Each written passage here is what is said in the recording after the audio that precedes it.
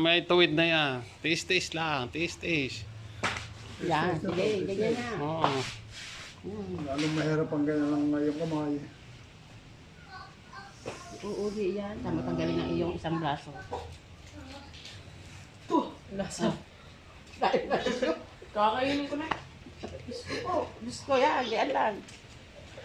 Ano, anak mo kay? Pamangkin haw. Pamangkin ho ni Mrs. Ah. Ayun yung